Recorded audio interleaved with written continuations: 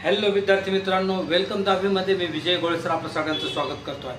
विद्यार्थी मित्रांनो, आजपासून तुमची 10वीची परीक्षा 20 दिवसांवर आलेली आहे। म्हणजे खऱ्या अर्थाने फक्त 15 दिवस तुमच्या हातात आहे। या 15 दिवसांमध्ये 10वीचा अभ्यास कसा करायचा याचं टेक्निक मी तुम्हाला आजच्या या व्हिडिओमध्ये सांगणार आहे। विद्यार्थी मित्रांनो, 4 मुख्य प्रॉब्लेम तुम्हाला सतावत आहेत। त्यातला सगळ्यात पहिला म्हणजे कॉन्फिडन्सचा अभाव। तुमच्यापैकी प्रत्येकाचा अभ्यास जवळजवळ चांगला झालेला आहे।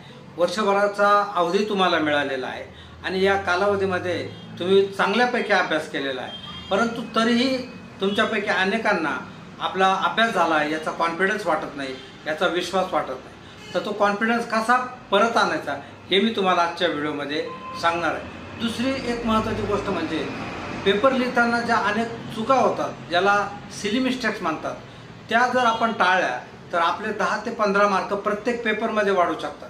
तर या सिली मिस्टेक्स टाळण्यासाठी काय करायचं हे मी तुम्हाला सांगणार आहे। तिसरी महत्त्वाची गोष्ट म्हणजे सिलेबसचं दडपण।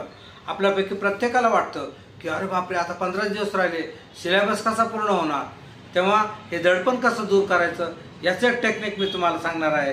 आणि शेवटची महत्त्वाची गोष्ट म्हणजे वेळेचं नियोजन, टाईम मॅनेजमेंट। तुमचा हा पेपर तुम्हाला ठराविक वेळात लिहायचा आहे, पण तुमच्यापैकी अनेक विद्यार्थ्यांचा लिखाणाचा स्पीड अतिशय कमी आहे, तो वाढवणं गरजेचं आहे। तर तो वाढवण्यासाठी काय करता येईल तेही तुम्हाला मी आजच्या या व्हिडिओमध्ये सांगणार आहे। त्यामुळे आजचा हा व्हिडिओ तुमच्यासाठी अतिशय महत्त्वाचा आहे। शेवटपर्यंत हा व्हिडिओ पहा आणि तो लाईक आणि सबस्क्राईब जरूर करा। 15 दिवसामध्ये जर अभ्यास करायचा असेल तर आजपासून जर तुम्ही दररोज 8 ते 9 तास अभ्यास केला तर हा तुमचा अभ्यासक्रम तुमच्या कह्यात येणार आहे, तुमच्या आवाक्यात येणार आहे आणि तुमचा कॉन्फिडन्स देखील वाढणार आहे। मग त्यासाठी काय करायचं तर त्यासाठी अभ्यासाचे 2 स्लॉट करायचे आणि प्रत्येक स्लॉटमध्ये 4 ते 5 तास अभ्यास करायचा। विद्यार्थी मित्रांनो, तुम्ही जो टॉपिक घ्याल तो तुम्ही परिपूर्ण करा, कारण याच्यानंतर तुम्हाला वेळ मिळणार नाही। हे लक्षात ठेवून जर तो प्रत्येक टॉपिक जर पूर्ण केला तर तुमच्या ते अधिक लक्षात राहील। तुमचा ज्यावेळेस अभ्यास पूर्ण होईल त्याचवेळी तुम्हाला लक्षात येईल की आपला अभ्यास झालेला आहे आणि अशा पद्धतीने हळूहळू तुमचा कॉन्फिडन्स वाढेल। दररोज 2 विषय करायचे, त्याचं टाइम टेबल देखील आम्ही दिलेलं आहे, ते तुम्ही पाहू शकता। दररोज 2 विषय घ्यायचे आणि त्याचा 4 ते 5 तास अभ्यास करायचा। विद्यार्थी मित्रांनो, इतके दिवस टाळमटोळ केलेली आहे, वेळ घालवलेला आहे, पण आता याच्या पुढे मात्र तुम्हाला असं करून चालणार नाही। ज्या विद्यार्थ्यांचा 50%, 60%, 70%, 80%, 90% आणि 100% अभ्यास झालेला असेल त्यांनी जे क्वेश्चन पेपर आहे, प्रश्नपत्रिका आहे, त्या सोडवण्याचा सराव देखील करावा। ज्या विद्यार्थ्यांचा अभ्यास झालेला नाही असं त्यांना वाटतं त्यांनी मात्र आता या भानगडीत न पडता जेवढा वेळ मिळेल तेवढ्या वेळामध्ये पूर्ण रिव्हिजन करणं याच्यावरच भर द्या। म्हणजे तुम्हाला परीक्षेमध्ये चांगले मार्क तर निश्चित मिळतील, परंतु परीक्षेला जाण्यापूर्वीच तुमचा आत्मविश्वास, तुमचा कॉन्फिडन्स 100% वाढलेला असेल।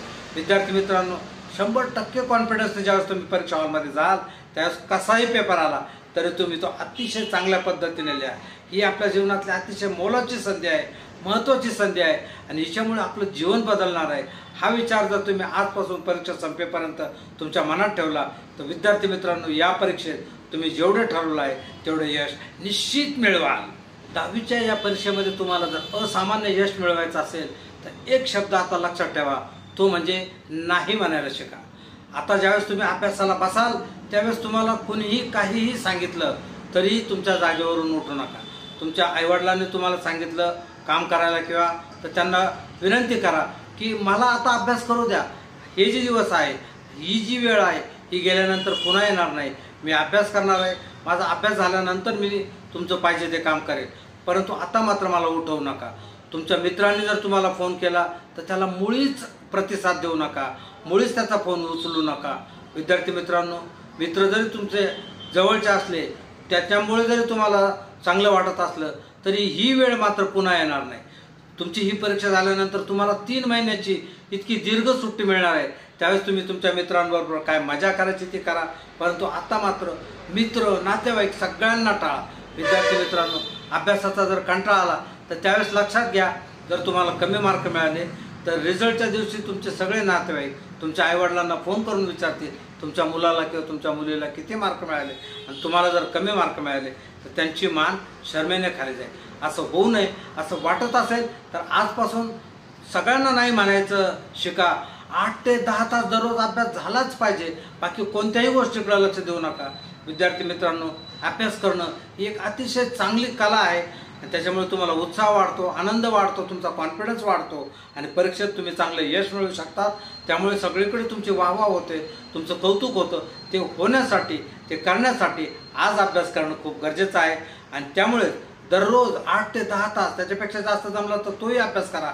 तर हा अभ्यास करणं खूप गरजेचं आहे.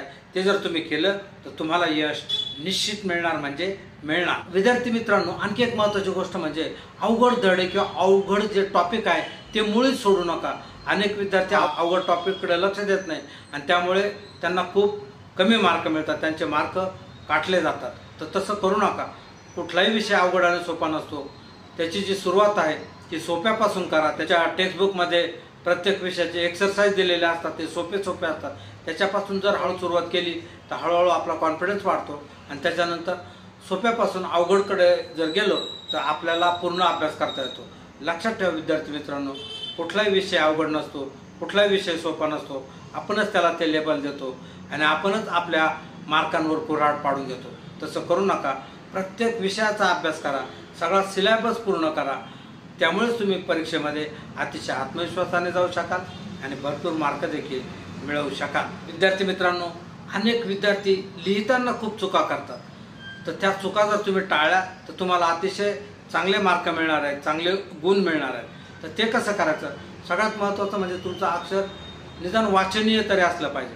तुमचं अक्षर जर खराब असेल तर ते सुधारण्यासाठी काय करायचं याचा एक व्हिडिओ आम्ही टाकलेला आहे यूट्यूबवर. तो तुम्ही जरूर पाहू शकता. तो पाहिल्यानंतर 2 ते 3 वेळा तो व्हिडिओ पाहिल्यानंतर आणि त्याच्यानुसार ॲक्शन कृती केल्यानंतर तुमचं अक्षर निश्चितच सुधारू शकेल. वाचनीय अक्षर असणं, प्रत्येक शब्दांमध्ये थोडीशी जागा सोडणं, उत्तर झाल्यानंतर जागा सोडणं, याच्यामुळे आपला जो पेपर आहे तो निश्चित वाचनीय होऊ शकतो, चांगला होऊ शकतो. तसं आपण अभ्यास करत असताना काही चुका आपल्याकडून अनावधानाने होतात आणि त्यामुळे आपले मार्क कमी होण्याची, कटण्याची शक्यता खूप असते. आता सगळ्यात महत्त्वाचं म्हणजे कॅल्क्युलेशन. गणिताचं किंवा विज्ञानाचे जे प्रॉब्लेम्स असतात त्याच्यामध्ये कॅल्क्युलेशन्सची आवश्यकता असते. तुम्ही ज्यावेळेस पुस्तक वाचता, गणिताचं पुस्तक वाचता किंवा विज्ञानाचं किंवा कॅल्क्युलेशन आहे ते ज्यावेळेस वाचत असतात त्यावेळेस तुम्हाला प्रत्येक गोष्ट समजते. आपल्याला ही गोष्ट येते, हे मी वाचलं, हे मला जमतं असं तुम्हाला वाटतं. पण हा ओव्हर कॉन्फिडन्स आहे. विद्यार्थी मित्रांनो, कॅल्क्युलेशनच्या बाबतीत कधीही रिस्क घेऊ नका. प्रत्येक गणिताचे प्रत्येक कॅल्क्युलेशन अगदी शेवटपर्यंत करा, उत्तरापर्यंत ते लिहा. एकदा लिहा, दोनदा लिहा, तीनदा लिहा. तुम्ही जोपर्यंत ते न पाहता लिहू शकाल तोपर्यंत ते लिहा. त्याचप्रमाणे विज्ञानाचे जे प्रॉब्लेम्स असतात त्याचे सुद्धा कॅल्क्युलेशन प्रत्यक्ष वहीवर लिहूनच सोडवा. जर तुम्ही हे कॅल्क्युलेशन शेवटपर्यंत व्यवस्थित सोडवले तर तुमचा आत्मविश्वास वाढेल. त्याच्यामुळे तुमच्या पेपरमध्ये चुका होणार नाही आणि तुम्हाला पैकीच्या पैकी मार्क मिळू शकतील. दुसरा एक गोष्ट म्हणजे NCERT टेक्स्टबुक वाचायचं का नाही हा अनेक विद्यार्थ्यांना प्रश्न पडतो. बरेच विद्यार्थी तर फक्त गाईडवरच अभ्यास करतात. परंतु विद्यार्थी मित्रांनो, लक्षात घ्या, गणित आणि विज्ञान त्याचप्रमाणे इतर विषयांचे 80% प्रश्न हे तुमच्या टेक्स्टबुकमधून येतात. लक्षात घ्या, 80% प्रश्न तुमच्या टेक्स्टबुकमधून येतात. त्यामुळे टेक्स्टबुककडे दुर्लक्ष मुळीच करू नका. टेक्स्टबुक व्यवस्थित वाचा. तुम्ही जेवढं टेक्स्टबुक काळजीपूर्वक वाचलेलं असेल तेवढे तुमचे मार्क वाढण्याची शक्यता खूपच वाढते. विद्यार्थी मित्रांनो, अनेक विद्यार्थ्यांना सामान्य विज्ञानमध्ये इतिहासातल्या ज्या सनावळ्या किंवा तारखा या अतिशय बोर वाटतात. परंतु तुम्हाला सांगू का, ह्या जर तारखा तुम्ही लक्षात ठेवल्या, सगळ्या तारखा लक्षात ठेवण्याची गरज नाही, परंतु काही महत्त्वाच्या तारखा, प्रसंग आणि व्यक्तींची नावं जर तुम्ही लक्षात ठेवली आणि ती योग्य ठिकाणी जर त्याचा तुम्ही उत्तर लिहिताना जर उपयोग केला तर परीक्षकाच्या दृष्टीने तुमचं महत्त्व खूप वाढतं.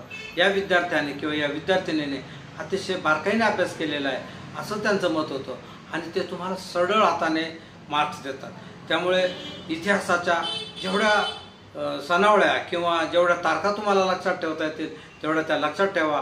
प्रसंग आणि व्यक्तींची नावं लक्षात ठेवा आणि योग्य प्रकारे ते लिहा, योग्य ठिकाणी लिहा. विद्यार्थी मित्रांनो, हा व्हिडिओ तुमच्या दृष्टीने अतिशय मोलाचा आहे, उपयुक्त आहे. त्यामुळे तो पुन्हा पहा. लाईक तर करा, परंतु आपल्या एका मित्राला देखील तो जरूर पाठवा.